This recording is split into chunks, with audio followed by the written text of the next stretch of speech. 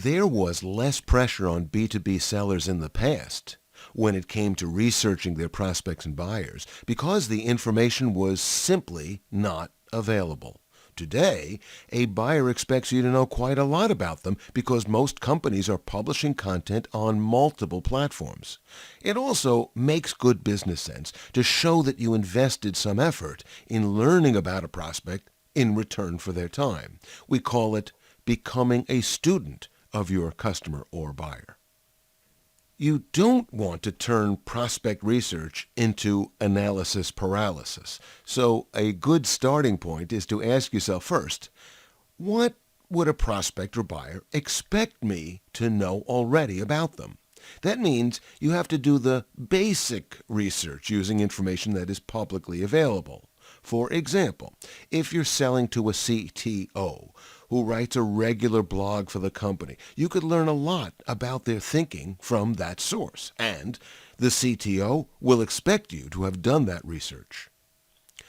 Or a buyer might ask you why you were keen to talk to them specifically, a totally legitimate question. If you stumble with the answer, you give away the fact you have not invested any time on your side that should be rewarded with the buyer's time.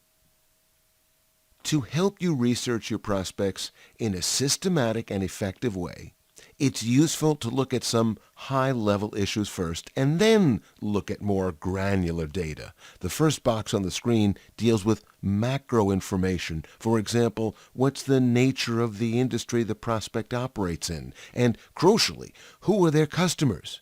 And how might they compete for their customers? You will come across as more worthy of a buyer's time when you have a sense of the context in which they operate. Then it's time to dig a little deeper and see what you can learn about the company's messaging, products, people, and culture.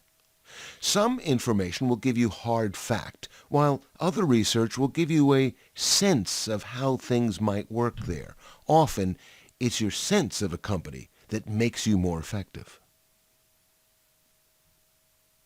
We're not saying you need to compile a formal report, but at a minimum, you need to have some sort of checklist that ensures or reminds you about the information that will help you to be more effective. That's why in the next unit, you can download a useful checklist as an aid. If your target accounts are large, with significant recurring revenue at stake, it may warrant the investment of filling in the template.